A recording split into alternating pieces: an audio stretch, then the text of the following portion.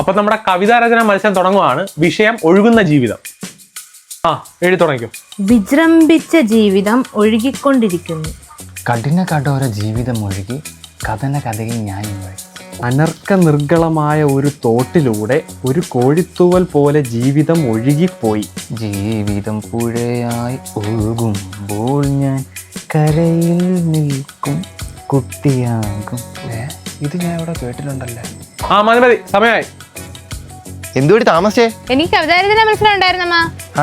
വേഗം ready tuition ഓടി.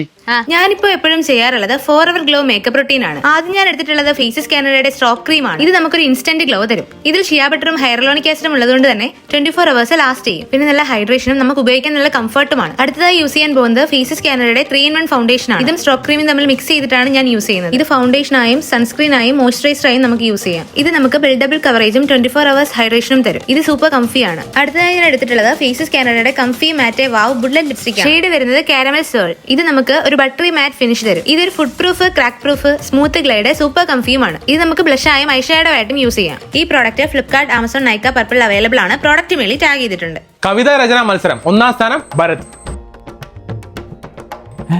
ഇവൻ എങ്ങനെ ഫസ്റ്റ് കിട്ടി? എന്നെ ഹഠാത് ആകർഷിച്ചത് ഭരത്തിന്റെ വരികളാണ്. ഒഴുക്കിനെതിരെ നീന്താൻ ആഗ്രഹിക്കുന്ന എന്നാൽ അതിന് കഴിയാത്ത മനുഷ്യരെ ഒരു തൂവലിനോടാണ് കവി ഉപമിച്ചിരിക്കുന്നത്. നീ ശരിക്കും ഇത് തന്നെയാണോ ഉദ്ദേശിച്ചത്? ഇല്ലടാ, ഞാൻ വരുന്ന വഴി തോട്ടിക്കൂടെ ഒരു കോഴിപ്പൂടെ ഒഴുകി പോകുന്നുണ്ട്, അത് എഴുതി വെച്ചതാ. ബെസ്റ്റ്.